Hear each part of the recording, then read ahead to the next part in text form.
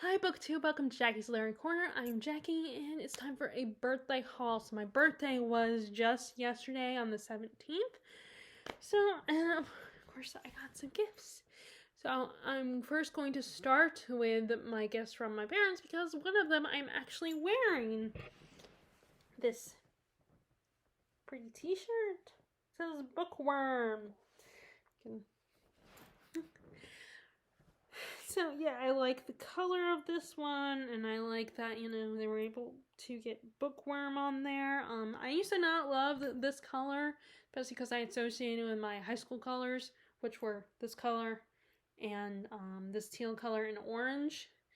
But now I like it a little bit better, and it's a little bit of a different shade of um. And actually, I don't mind the teal and orange combination as much anymore as I did back as I did back then because I associated with high school. Um, but anyway, so the next thing that's clothing from my parents is this nice, very soft. I wish you guys could feel this. This is so soft and very comfortable. In fact, I wore it a little bit last night before I went to bed. It says Book Lover, and I love the typography, and as well as the typography on this as well on the T-shirt. But I thought this was really nice, and I really like hoodies. I've always been a fan of hoodies. I used to wear them, and it felt so comfortable to wear it. Although like there was a price sticky thing in the sleeves, so that kind of irritated a little bit. So I had to take that off. So I took that off. Um, but yeah, and I like this color too. But yeah, I think this is an independent does an independent company. But yeah, I really like this. This was very nice and comfortable and pretty. And then the last thing, of course, was a book. This is Lola's House, which is grandma or grandmother in Tagalog, my Lola's language.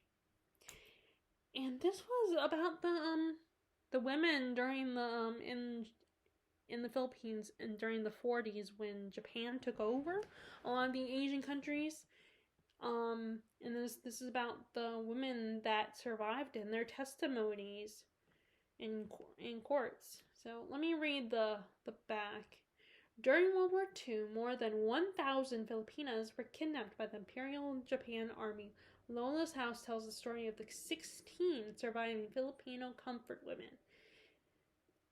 Evelina Galong enters into the lives of the women at Lola's House, a community center in the Metro Manila, which I have family there actually, distant family. She accompanies them to the sites of their abduction and protests with them at the gates of the Japanese embassy. Each woman gives her testimony, and even though the women relive their horror at each telling, they offer their story so that no woman anywhere should suffer wartime rape and torture. Lola's House is a book of testimony, but it is also a book of witness of survival of the female body, intensely personal and globally political. It is the legacy of Lola's House to the world. But I am so excited to read this because I don't know about all this stuff. And I feel like I should. Like, you hear about Korea and China and, of course, Japan.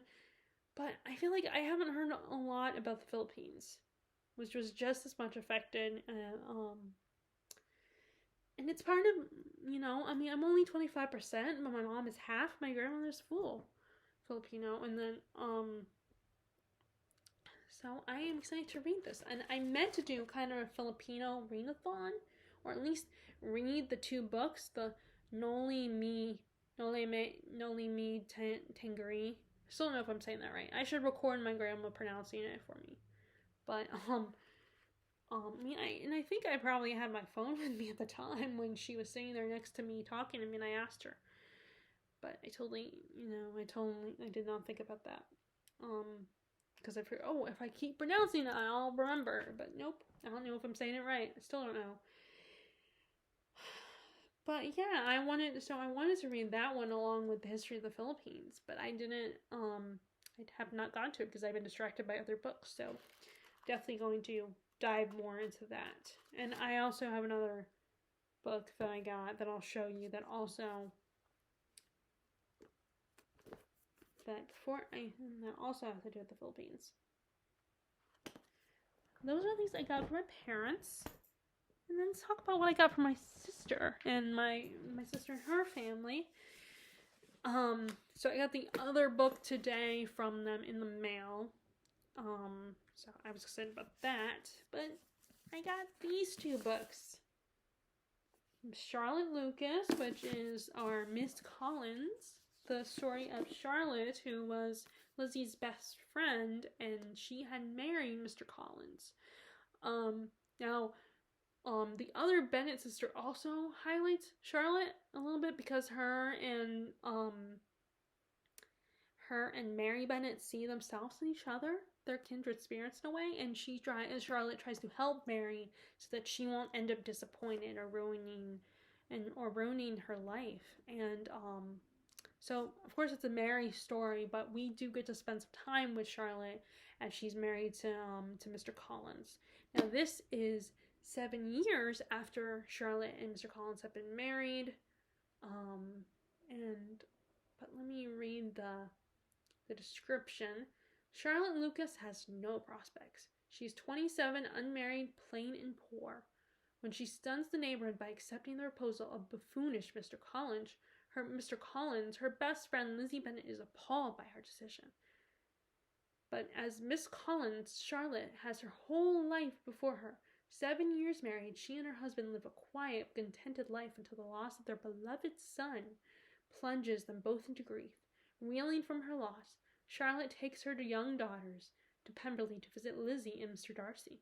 There, Charlotte begins to heal, but she is not the only visitor that summer, and in the musician, Jacob Rosenstein, Charlotte sees the life of passion she might have led. So I believe it was Katie from Books and Things who recommended this book as one of the books for Jane Austen July. But what's really interesting though is how certain characters can seem annoying or unlikable in the original version, but then you can do all these different retellings about those characters and actually make them likable, or make them, at least you feel sorry for them and understand them better. I feel like in the other Bennet sister, Mr. Collins was made a little more understandable and not as annoying. You actually felt for him and really appreciated him and understood where he was coming from and kind of felt bad for him. And this one, I imagine, will do the same thing. Could potentially do the same thing, because he might still look like a bad guy in this one. Maybe even less annoying and buffoonish, and more like, more like you might not even like him at all. In the original story, you're kind of amused by him, maybe find him annoying, but in this one can make him really unlikable. Who knows? Or you might, make him likable, make you feel sorry for him. Like in the other Bennet sister, this one also seems to will be all about Charlotte and who she is, and even though when you're watching shows that take place in this period or before this period, or you're reading books about it, you kind of you're rooting for the ones that find love and happiness, and then you kind of judge the women that are all marrying for practicality in this modern viewers and readers. But then there's a lot of books that can easily take those characters and make them more sympathetic and understandable. And if we really think about it, those characters, you can kind of understand. You can't really blame them for making the choices that they did. I mean, it actually kind of reminds me how so Terry has an acquaintance that she talks to on Facebook. I think this acquaintance actually lives where she lives, or close to where she lives. I mean, it's still far away, but it's in the same state. They live in the same state. And she actually likes Gaston from Beauty and the Beast. And, she likes him better and think he's a better choice. And I think if you're going for realism, Belle probably would have chosen Gaston. Probably would have had to settle for him. She probably would have been told by her father, you should marry this guy. Marry Gaston. because not everyone would get lucky enough to be chosen by a prince. You know, and of course, Beauty and the Beast is a fairy tale. And it's also funny, another thing is, Terry and I have talked about this, how, you know, that because of the way the prince is described and the way we see him in the live action movie, he and Gaston probably would have been friends, or at least similar, maybe competitors, maybe like frenemies, rivals. You know, they were. I always felt they were probably very similar in a lot of ways. It's just that the story is the Beast's arc to become a better person. And, well, Gaston probably could use a little of that. Unfortunately, we all know that he will never get that chance. But yeah, and I know I believe there was a fan fiction out there with the characters, or actually, no, maybe not with them, but there was a fan fiction of the characters from Game of Thrones in a modern high school setting, which I would have loved to read. I would be tempted to read that. Get back on fan fiction on it and read that. I mean, I don't know if I can publish anything, but I would be curious to read that. But I was thinking about, that was one of the ideas I had for fan fiction, was the story of the Beauty and the Beast characters in high school. Or maybe even the Disney characters in high school. And Gaston and the Beast, I will not call him that name that they give him. I refuse to call him that. That is not a French or English name. It doesn't make any sense. That sounds more like an American name. But anyway. So yeah, long story short, I feel like it's very very interesting in these kinds of stories. They can really explore characters that look bad in the original text, but then people can do retellings where you actually feel bad for them, and you can actually kind of understand why sometimes people would make decisions and marry for practical reasons, and not necessarily for romantic ones. And I was also thinking about it because I finally started watching the Queen Charlotte TV series on Netflix. I was finally able to watch it. I mean, I could watch it, but it's like I'm sharing the Netflix, so it's kind of hard to, watch. But yeah, I was finally able to watch it along with the Matilda musical. So I was also thinking about it with that as well, thinking about the because that also deals with the marriage market and how it's hard to marry. You can't just easily marry someone for love, especially if the person you love is of a higher status or of a lower status compared to you. But I love how they did that as if you're writing with ink and stuff like that. So I am eager to read this. And then the other one Jesse and them got me, was this one, Miss Austen, which is a fictionalized account of Cassandra Austen, Jane's sister. So let me read the little inside flap. Oh, I love this. Whoever looked at an old lady and saw the young heroine that she once was. Okay, so England, 1840. For 2 decades following the death of her beloved sister, Jane, Cassandra Austen has lived alone, spending her days visiting her friends and relations, and quietly, purposefully working to protect Jane's reputation. Now in her 60s and increasingly frail, Cassandra goes to stay with the Fowles of Kintbury, family of her long-dead fiancé, in search of a trove of Jane's letters. Dodging her hostess and meddlesome housemaid, Cassandra eventually hunts down the letters and confronts the secrets they hold. Secrets about not only Jane, but Cassandra herself. Will Cassandra bear the most private details of her life to the world, or commit her sister's legacy to flames? Moving back and forth in time between Cassandra's vivid memories of Jane and the revelations found years later in her sister's letters, brilliantly imagined by Gil Hornby, Miss Austen is the untold story of the most important person in Jane Austen's life. With extraordinary empathy, emotional complexity, and wit, Gil Hornby finally gives Cassandra her due, bringing to life a woman as captivating as any Austen heroine. And I love this cover. I love the flowers. These flowers actually look like something near. There was a little park in the village, and there was a arch of, I think it was these same flowers, and I had taken a picture of it thinking it was great for her photo op. And then last night when we went out to eat for my birthday dinner, we went to, I was able to take them to that, and we took a couple pictures. But I'm really bad at taking pictures. My smiles are not good, and I just can never, and it was either I looked bad or my dad looked bad. So we just really had a hard time. We had to take a million pictures. But anyway, yeah, I think this is the same flower. But yeah, it's so pretty. And I like that it looks like an old parchment paper.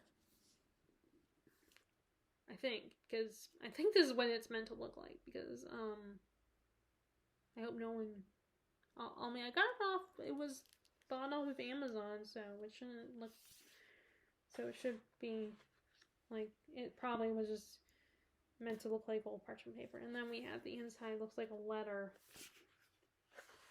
And I know only some, first, I already know some stuff, because I read, Jane Austen's Life and Letters, which is the only thing that, kept me, the only book that ever made me actually cry in a book, which I rarely ever cry in books. Yeah, I did not know this would be hardback, though. I did not know it was going to be hardback, but at least it's a small hardback. And, like, the smaller hardbacks I don't mind as much as the big hardbacks where I debate about switching out the book. Which I was thinking about that yesterday, because but I will talk about that in a minute. So I have some reading material for Jane Austen July, so I'm excited about that. I still have not read Lady Susan or Jane Austen Juvenile, and like I said, I want to get a separate copy, because my only copy of Jane Austen of Lady Susan is in that big Barnes & Noble embossed leather bound copy. But that's a big, huge book, so I'm not going to be taking that around with me everywhere. But, so I'll be reading these for Jane Austen July. So let's talk about what Terry got me. First of all, let me show you the non-book item, which is this little guy. This is President Loki from the Loki Show. If you guys will watch that's a great show. Definitely check it out.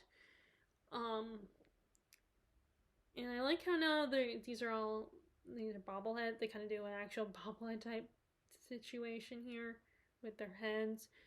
Because the other ones, the other ones that I have don't have the bobblehead style. And he can go in my gold Loki. Which I have a gold Loki and then I have a gold Captain Jack Sparrow as well. But I think Loki and Jack Sparrow would be friends. I think they would, or they'd be rivals and messing with people. But there were so many different versions of Loki. I'd love to get all of them, but I would probably just settle for the ones that are played by Tom Hiddleston, because there are a couple of them that are not played by Tom Hiddleston. Like there's Kid Loki and Vintage Loki played by Richard E. Grant. And there's a Loki alligator to go with the frog Thor. But I thought I would get this one. This is the one I put on my list, on my Amazon wish list. So I know a lot of people don't love these but I think they're so cute and fun, and it's yeah, some of them may cost more than necessary, but of course some of them are also have extra stuff to go with them, like a chair or a dragon, or like some of the Game of Thrones ones, or like a car or a spaceship or something. But I'm sorry, I just like these. I think they're cute. But yeah, and now they're on separate. I have a separate shelf for them. Although I'm running out of room, and I think my mom would rather me take that as a cue to not buy more, because she doesn't like them as much as I do. But not that Okay, now let's go in. First, I will show you first, let's talk about the other thing that the books that Terry got me. First, we have this one. This is the other Filipino related book I got for my birthday. So, In the Country by Mia Alvar. So, in these 9 globe-trotting tales, Mia Alvar gives voice to the women and men of the Philippines and its diaspora. From teachers to housemaids, from mothers to sons, Alvar's stories explore the universal experience of loss, displacement, and the longing to connect across borders, both real and imagined. In the Country speaks to the heart of everyone who has ever searched for a place to call home, and marks the arrival of a formidable new voice in literature. And this one got a lot of blurbs too.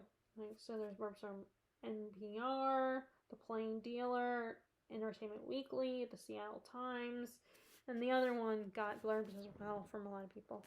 And also it got Book of the Year from San Francisco Chronicle, BuzzFeed, Men's Journal, Huffington Post, NPR, Bustle, and Electric Literature. They're nominated for the NBCC John Leonard First Book Award and nominated for Penn Robert W. Bingham Prize. So I got a lot of awards. But I'm excited because, again, as I said before, it's part of my identity. It's not a huge part because I'm only a quarter Filipino, but it's still part of it. So I feel like I need to read more literature and learn more about the Philippines and its culture.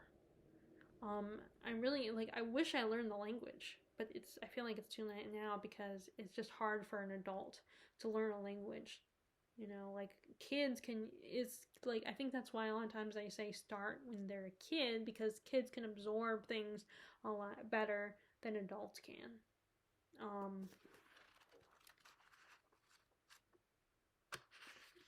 Which I think is why a lot of times I do think that in that case, a lot of times that's the case where memorization does come in handy.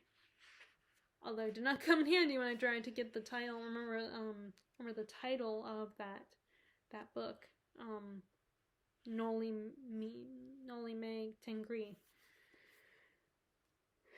But yeah, I'm excited to read this. I feel like I wanted to do a Filipino readathon in May. Now I only at the time had the 2 books.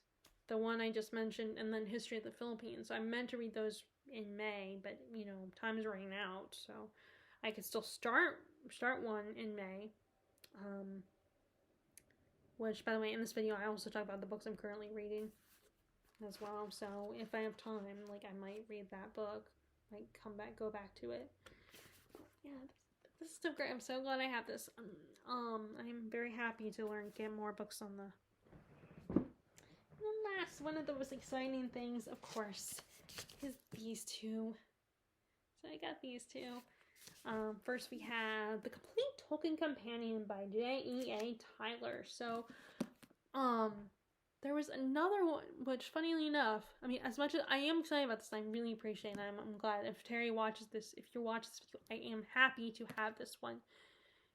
But I guess I got this one mixed up with the one at Books A Million. Because I think it's by a different author, but I think it's the same idea. The same, a guide to Tolkien's world. Or maybe I'm getting mixed up with the Complete Middle Earth. Maybe, because there's also, I think, a Complete Middle Earth. So maybe I'm getting mixed up with that one. So, it'll be nice to have all of them. And it'll be also nice to get one of those coffee table books with the artwork in it. There are those as well, so I would love to get those. But I am determined to get as many books about this world as possible.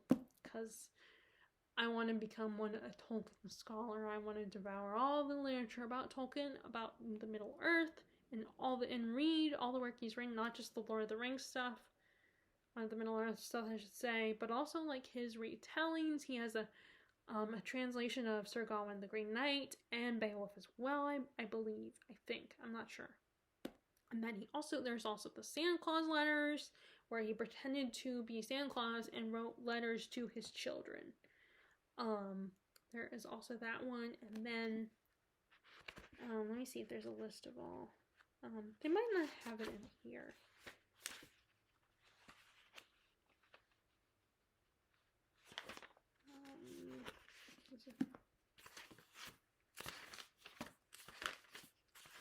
Okay, Okay, yeah, it's not in this one, but the other book I'm gonna show you is probably in there. The list of all his different works.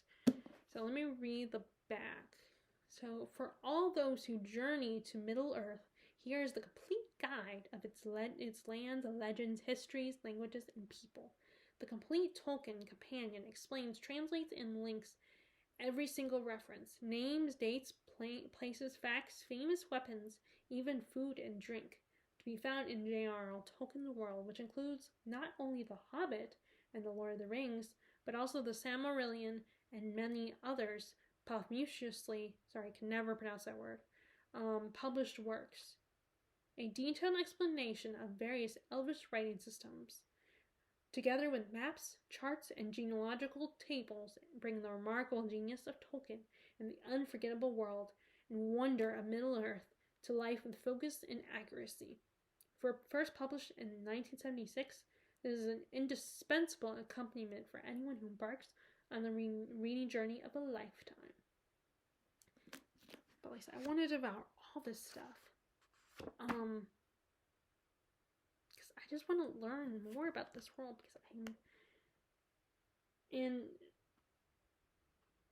because it feels like, it's the kind of academic subject I would love to learn more about. I would love to take, if I could take a class on Tolkien, I would love to do that. Take a Tolkien class. If you get online, I wouldn't mind doing that. If I might not be able to actually attend a classroom, but because it's probably not even in the United States, you probably have to go to the UK to take a Tolkien class. But maybe not. Maybe there are. But either way, I'd probably have to go to another state, because I doubt there's anything here. In North Carolina. But I would love to do that. And this is coming from a person who loves the Hobbit movies. But yeah, I just want to devour it. So. Yeah, I'm so happy. I am so happy Terry got me this. And the last thing she got me was this one. Yes. And because it was referencing Numenor, I wasn't sure if it had anything to do with the Unfinished Tales. I was worried it was the same thing, but it turns out it's not. And this is so great. This is the one I saw at Target, and I almost bought it, but I ended up not getting it because I was hoping I would get it for Christmas, but I never did. Which is fine, because I got it from Terry this year for my birthday, which I was so happy about. Which I probably mentioned on a video, so because I remember her saying, I watched your video and I got the hint. But and this is the hardback version, and it's a small book, so I don't mind. I'm okay with the hardback. I have such mixed opinions on hardbacks, because on the one hand, I kind of like the look of them and how sturdy they are. And sometimes the artwork in them is much nicer, especially because a lot of times it's colored.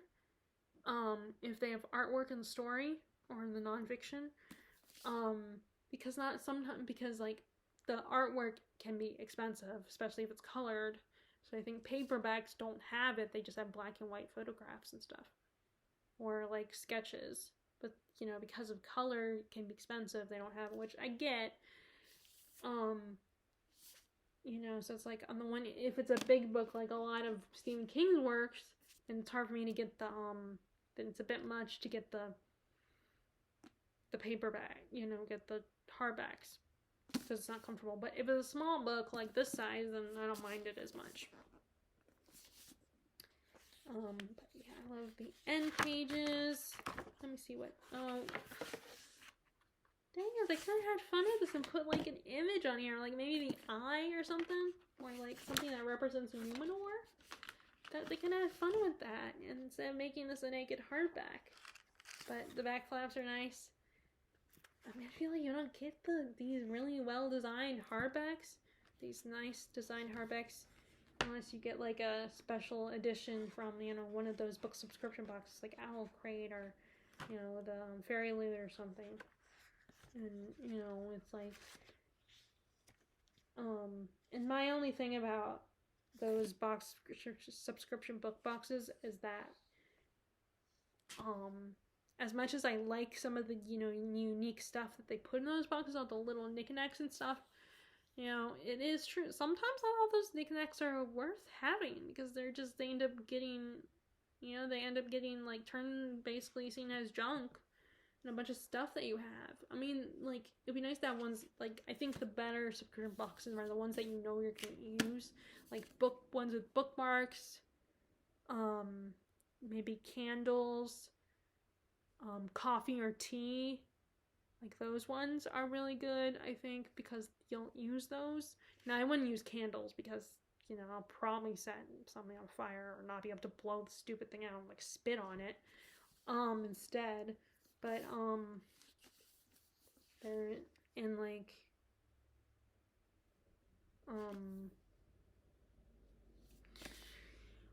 and bookmarks, of course, you're going to use them, and maybe I think the image of characters on on the little, like, coaster would be useful too.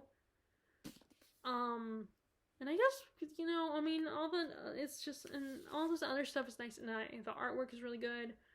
Like, maybe a picture or something you could put on your wall, like a poster, would be kind of cool to go with it, although it would have to be a small one.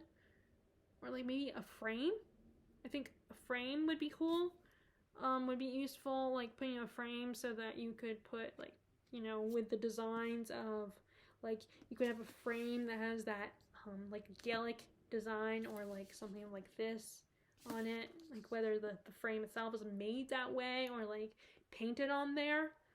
That would be really cool, and that's useful. Or, like pens and pencils with the characters on them, or, like, maybe a quill pen would be kind of cool too, but and at least it'll be useful. But there's sometimes they put stuff in there that's, like, not so maybe, well, I don't know, maybe not, maybe they do put stuff in there that's useful. But anyway, but enough about rambling about boxes.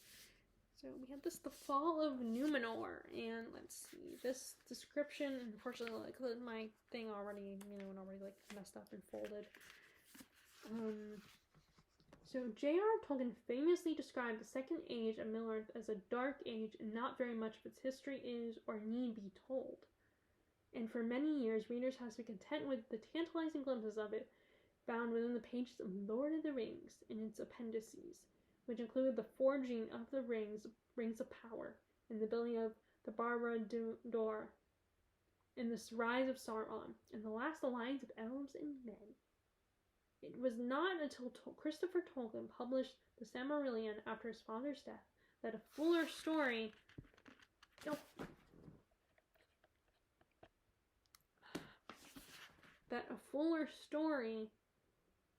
could be told, and although much of the book's content concerned the First Age of Middle-earth, there were at its close 2 key works that revealed the tumultuous events concerning the rise and fall of the island of Numenor and the history of the Rings of Power, raised out of the great sea and gifted to the men of Middle-earth as a reward for aiding the angelic Valar and the elves in the defeat and capture of the Dark Lord Morgoth. Numenor became a seat of influence and wealth, but as Numenorians' power increased, the scene of their downfall would inevitably be sown.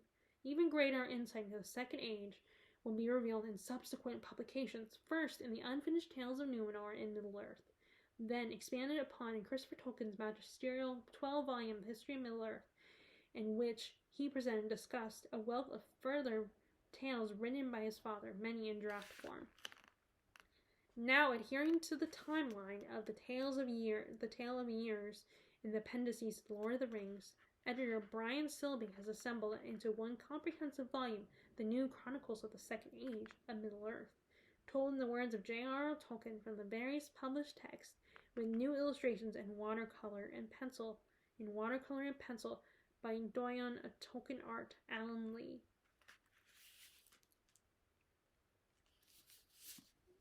I think this is so cool. I just love that all these works are being published. They have the end pages. This one has a little bookmark, if you can see it. Let me take it out. This little red bookmark. Ribbon bookmark. I love ribbon bookmarks. I mean, I love my bookmarks, but it's kind of cool when they have a bookmark. There's a timeline here. Let me see if I can find some pictures. Here's one of the pictures. I don't think that's a spoiler. I hope not. It doesn't look like anything's happening. Let's see if I can find another one. There's all these sketch pictures. Problem is, if I show you these, I won't know which ones are spoilers or not. There's this one. It's really pretty. Oh, here's another.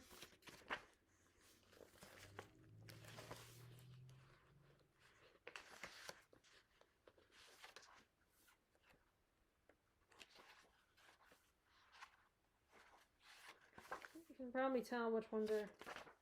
Oh, I already showed you that one.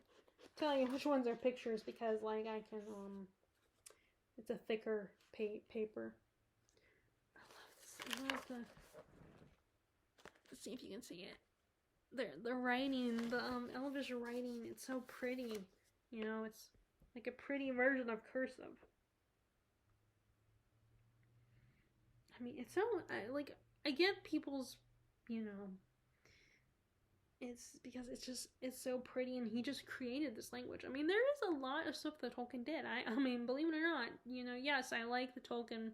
I mean, I like the Hobbit movies, but I respect Tolkien and what he did for the genre, and he created his own language, and you know, I respect the original story. It's just I haven't enjoyed the movies. But yeah, it was so cool to have this. You know, that Terry gave me this. Like I said, I saw this at Target before Christmas, and I wanted to get it, but I decided to be good, and oh, okay, here it is. So we have works by Tolkien are The Hobbit, which I have, and I just finished reading. Leaf by Nigel on Fairy Stories. Farmer Giles of Ham, which the third books let me know it was there. So, The Homecoming of Beornoth. I don't know if I'm saying that right. The Lord of the Rings. The Adventures of Tom Bombadil. The Road Goes Ever On with Donald Swan. Smith of Walton Major. Okay, so this was the works that were published. I'm not going to even bother with that word because I still can't pronounce it. The works that were published after Tolkien died. Sir Gawain and the Green Knight. Pearl and Sir Orfeo. I don't know what that star means. Oh, so the star means edited by Christopher Tolkien. The Father Christmas Letters, the Silmarillion, Pictures of J.R.R. Tolkien, Unfinished Tales, The Letters of J.R.R. Tolkien, Finn and Hengest, Mr. Bliss, The Monsters and the Critics and Other Essays, Roverandom, The Children of Hurin, which I've seen that at Books A Million. I thought about buying that. The Legends of Sigurd and Gundren, which you guys know I have that. I've shown that to you. The Fall of Arthur, I also just bought that one. I showed that one to you guys. Beowulf. So he did translate Beowulf too. And it has the commentary, the translation commentary. That might be the one that Steve Donahue and I can't remember his name. Steve Donahue and he just published a book, and I can't think of the guy's name. Chase. Is it Chris? No, it's I cannot remember. But there was a Steve Donahue and I cannot remember his name. This other booktuber that I like watching that just recently published a book, a fantasy book. They were reading his translation, or maybe it wasn't him. It was this other booktuber. I always they were reading the translations of Tolkien. I don't know if it was Beowulf or Sir Gawain and the Green Knight, or maybe they were with both. But I know they were doing a readathon where they were reading the translations. Okay, the story of Corvo, the Lady of Ataru and Itaron, Baron Luthen. So, to be fair, some of these I only know the pronunciations because, you know, I watched the documentary that was on the third DVD for the DVD, the extended edition of Return of the King. They have a documentary that talks about in the beginning of Tolkien, and that's the only read that really helped me figure out the pronunciations. It's the only reason I know them. Okay, not all of them though, obviously. The Fall of Gondolin, you guys know I got that one as well, and The Nature of Middle Earth. So there's the other one. And then now this next list of books is actually these were The History of Middle Earth. I guess Christopher Tolkien wrote his own books on his father's world. So book 1 of the Lost Tales, part 1, and the Book of Lost Tales, part 2. 3 is The Lays of Baron Rand. Then 4, The Shaping of Middle Earth. 5, The Lost Road and Other Writings. 6, The Return of the Shadow. 7, The Treason of Isengard. 8 is The War of the Ring. And 9 is Sauron Defeated. 10 is Morgoth's Ring. 11, The War of Jewels. And then 12 is The Peoples of Middle Earth. So that's all the stuff that Christopher Tolkien wrote. But yeah, so I'm just very happy about getting this, and it's gonna be so much fun to read this because I feel like I could, you know, I would love to be a scholar of Tolkien. But I don't know, you know, I doubt that there's any classes here. Probably I would have to go to the UK or maybe even New Zealand to take a Tolkien class. I mean, I could probably take one, find one online, but, and at least I would have to feel awkward for being like, you know, in my 30s. Although I'm probably not the only one. If I took a class online, but I would have to find it, you know, and it still would cost money and stuff. It's like, is it, you know? And my mom probably say no. It's not. My dad, mom probably say it's not worth it. But I think it'll be just so much fun, something to do. You won't get me out of the house, but at least it'll be something to do. So there is that. So let me just update you guys on how my reading, I also have to update you guys on not only how my reading is going, but also what I bought myself. So my mom took me to Books-A-Million, and she did compromise me because I'm not over budget, but I don't have a lot of money to spend left because I'm very close. It's just so hard for me to find the balance between, you know, try to find the perfect way to avoid getting close or going over budget. Last time, and I'm not trying to push my dad into the bus or blame him or anything, because this is my own fault. I chose to buy these books, but at the author event, I didn't know we were going to, and until my dad told me the night before, and then I did not realize that I was not sure if I would find authors that had the type of work that I liked, and I did. So I got a little carried away, and I already showed you guys those books. So, and I had already bought some on thrift books, so I was very, you know, so I got a little carried away. So that was I'm not trying to blame my dad for that, you know, that was my own choice. I made the mistake, and, you know, so I didn't have to buy all those books. And, you know, my dad could tell I really wanted them, and I think he was also trying to be a little lenient on me because it was my birthday month. So yeah, I'm gonna have to figure something out, and, you know, so I don't risk that or try to resist the urge. Although there are things I already want to buy on thrift books and at the bookstore. But these are the books I bought myself because my mom was let me.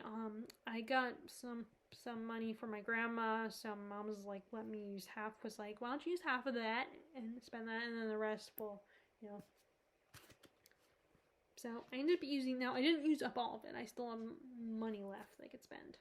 But, and she said just to get 2 books.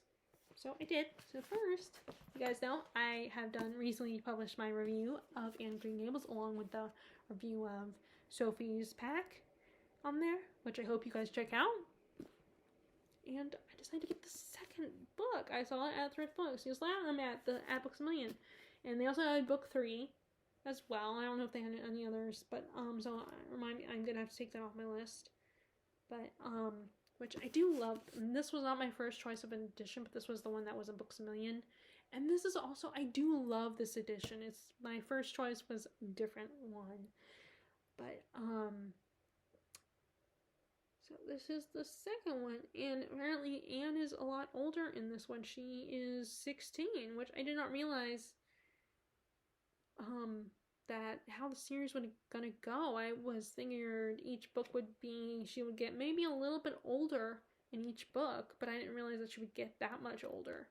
I mean, not that she's only 16, but still, you know, I didn't realize that she would get to, the second book would be when she's 16. But yeah, and there were a lot of things that I did not realize would happen at the end of the first book. You know, I was kind of surprised, but I loved it, and I was like, I'm gonna go ahead and get book 2.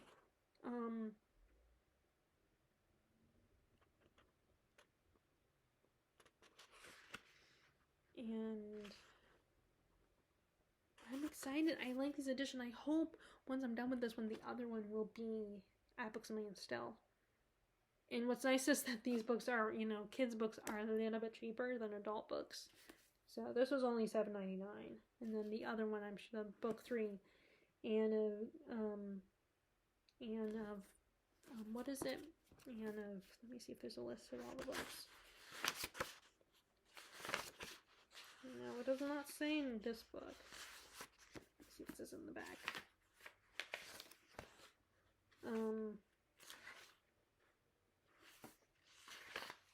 No, it doesn't say it on there.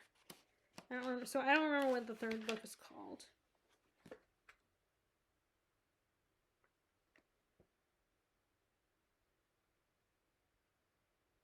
Oh, and so there's a Bambi book. I don't know, because I think the Bambi movie by Disney was based on an actual book, so I don't know if this is that book or that someone wrote a book based on the Disney movie. I'll have to look that up. But anyway, so it doesn't show the list of the other books. I don't remember what book 3 is called. But yeah, but I do like this is the other color I'm beginning to like a lot more.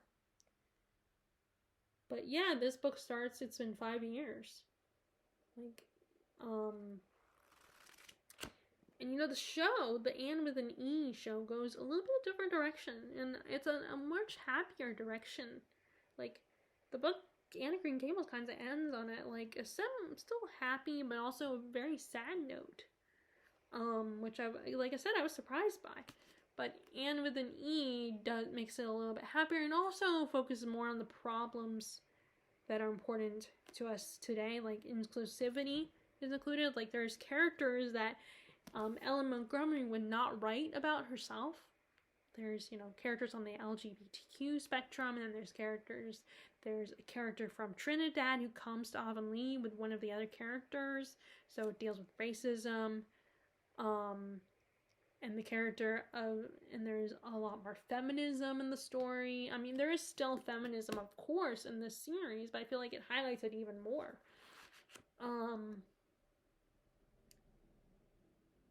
But yeah, I do like these editions. My first priority was a different one. So I'm gonna take this off, and then I will get the other. Hopefully book 3 will be at Books A Million next time I go. So I'm probably gonna prioritize this first thing in June, so that I can easily get book 3. But yeah, I do really like these editions. They're really pretty, the color and the design of the cover. And this one, Anne becomes a teacher. She takes on the job as a teacher.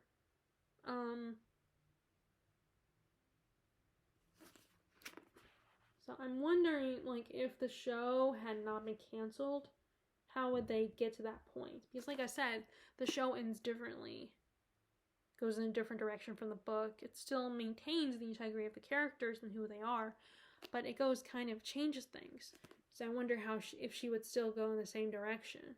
Like, what direction, how would they get to that direction?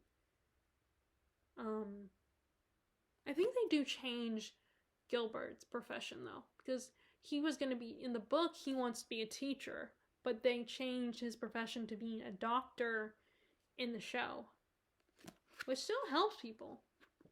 And he could be a pediatrician and help kids if he wanted to. But, so yeah, but I can't wait to read this book 2. And then hopefully get book 3. And then the last book I got was this one, The Talisman. So, like, you guys know how I've been switching out my mass markets in my hardbacks. Well, I had a mass market of this one. It was either this one or 11/22/63. And I don't know if I'm going to like that one or not. So I decided to opt to get this one because it's fantasy. It's one of his fantasy books. And I do still, and it wouldn't matter in the end because I do have copies of both The Talisman. Well, actually, I still have it physically, but it's down in our den to eventually get rid of. So I don't have it anymore. So technically I don't have it anymore. But, I have 11/22/63 in mass mark in hardback. Which I have to I did. I put it on my shelf. So yeah, it should be over on the other side because that was I moved all my Stephen King books to. Oh wait, actually no, I moved it to the shelf on this side. So I believe I still have it. I don't think I put it in the donation pile because it was one of these things where I wasn't sure if I would wanted to keep my hardbacks because I'm softening on hardbacks, pun intended. And appreciating them more. But the problem with Stephen King's books is a lot of them are this size or bigger, so it makes hardbacks a little difficult to manage, but and not as comfortable to read. But yeah, it wouldn't matter which one I got because I still had a copy of both of them. But I figured, since I know for sure I'm gonna probably love this one because it's one of his fantasy books, went ahead and chose this one, and then I still have 11/22/63, so I can read that. It's just a hardback edition. But yeah, again, I love these, and I think this is the same kind of style that is Dark Tower series has been my copy of the Dark Tower books are published. That was another option, book 7 in the Dark Tower series. The Dark Tower, I think that's what it's called. And I almost got that one, but I decided to wait because I'm only on book 4, and I barely started book 4. So I do need to get back to it, and then I have book 5, 6, and 7. Book 5 and 6. I have 3 more books before I get to book 7 anyway. The only reason I was thinking I potentially was going to get that one is because, not only to complete it all, but also because, last time it was a long time before it got there again, before they had copies in stock of that one. So I was thinking, oh, what if they don't have it anymore? But I also was thinking, well, it might be a while before I get to it. So let me just get to one that I potentially could get to sooner. So I got this one. So those are books I bought myself. Like I said, I stuck to 2 books only because it's too easy for me to go and spend too much money at Books A Million. Okay, so now let's update you on my current reads. So, like I said, I reorganized my bookshelf again because I knew I was going to get some books. I'm still going to have to do some readjustments while I have these books because I just got that Miss Austen book today. But I did continue with The Time and Again by Jack Finney, and we finally got the characters. The Cy Morley has finally gone back in time, so we finally got to that, and I think it's a really cool way they execute it. There's no machine, he doesn't have a watch or anything, he just hypnotizes himself and learns all this knowledge and commits it to memory, and then he makes sure that he gets rid of anything modern in his apartment so that he can focus only on that time period, so that when he hypnotizes himself, he can physically, mentally go back in time to the time period he wants to go back. So I think that concept is really cool. It reminds me a little bit of that. There's that one movie, I cannot remember what it's called, with Scarlett Johansson, and it's all about using all your 100% of your brain power. and it makes you like super strong and stuff and super fast and can do these things that you couldn't normally do because we don't use all of our brain power. I cannot remember what it's called. It was a name, I think. It reminds me of that a little bit. It's a similar concept to that, where you're just using your mind instead of using some object or device or vehicle. You're just using your mind. And so I think that's just an interesting concept. And also I like that it has like sketches in there, and there's actually in the question, because this is an anniversary edition, they have a question guide in the back for a book club. And I remember there's a question about what did you think of all that Jack Finney included all these pictures. And I guess I think it's I like that he included pictures because it really immerses you in the time period, so you can picture it. It can help you see it for yourself, even if you can't physically go back in time. But yeah, it's just it's just a really cool approach to time travel. And I know that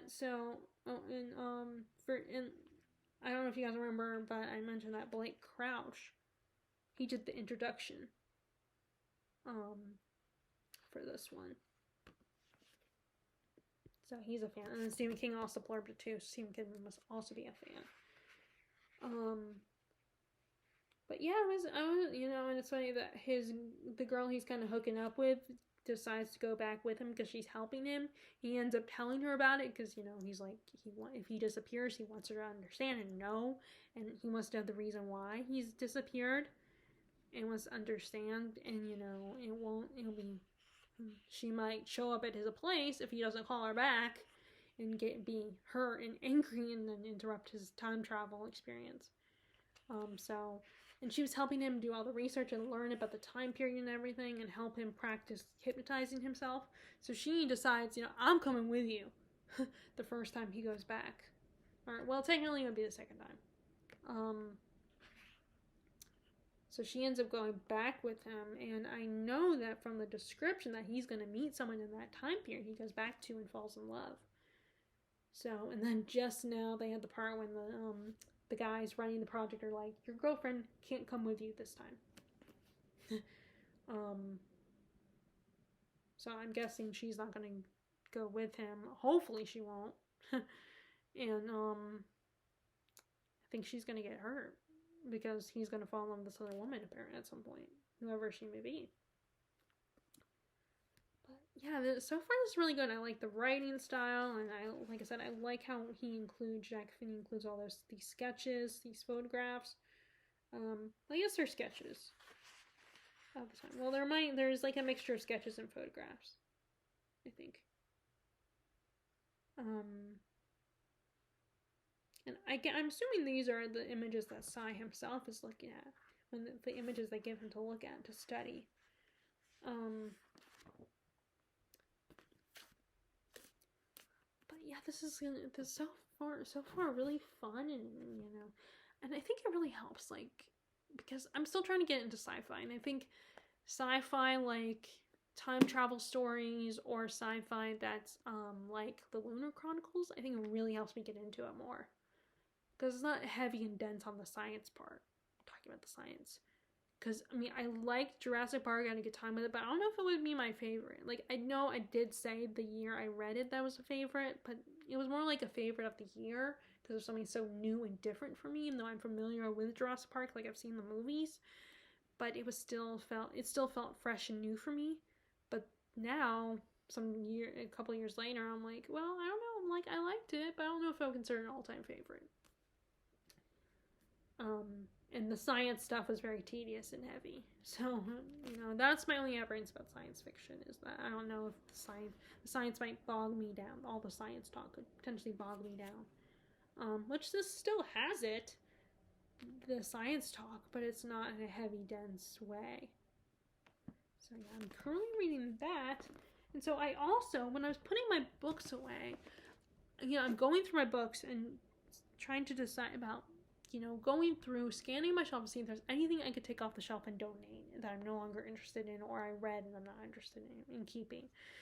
In fact, I did remove my, even though it's still kind of my favorite, one of my favorites, I removed The Great Gatsby because I love it and everything. But after a while, I just kind of lost interest in F. Scott Fitzgerald. Like, I liked his writing, but all his stories felt a little too similar when I read that big omnibus of all his short stories. It just felt to be too much. And then a lot of times he writes about the same type of characters every time. And also, I didn't appreciate how he was kind of an ass to his wife.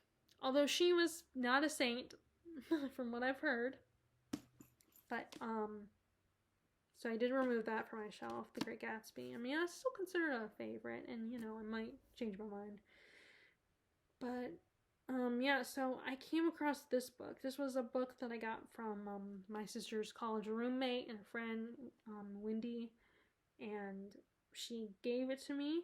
When they last saw each other, she ended up giving it to me, because she knows I love reading, and she's given me some of her books that she's read and has decided not to keep.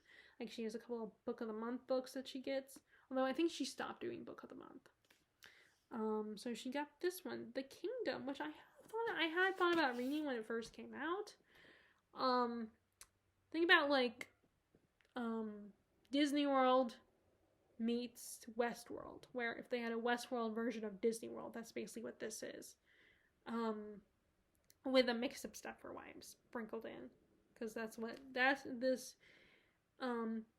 this person from the Kirkus Review, that's what they compared it to. They said Stepford Wives and Westworld. But I was thinking more like basically Disney mix, if Disney was transformed, it was like Westworld. Which in a way it kind of already is. But I started it last night. So far it's really cool. There's obviously, you learn right away that someone was murdered, and that this Princess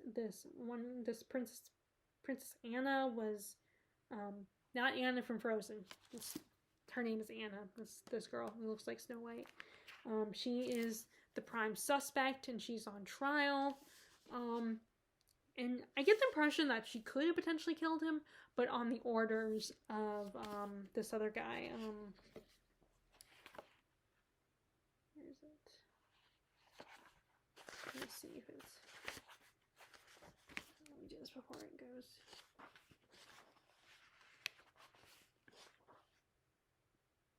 Dr. Foster. Like, she might have done it on his orders. But yeah, there's definitely some creepy eeriness to the story, so right away.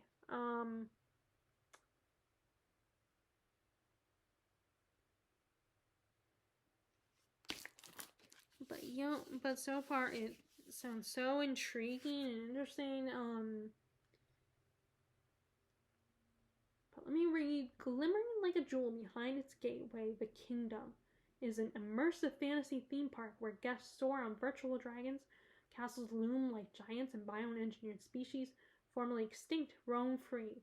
It is also home to the Fantasist, 7 beautiful android hybrid princesses whose sole purpose is to make dreams come true.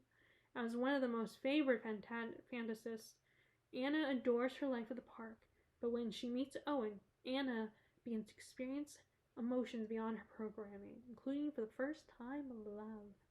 But the fairy tale takes a dark turn when Owen goes missing and is presumed dead. All the evidence points to Anna. She is accused of Owen's murder, ignited the trial of the century.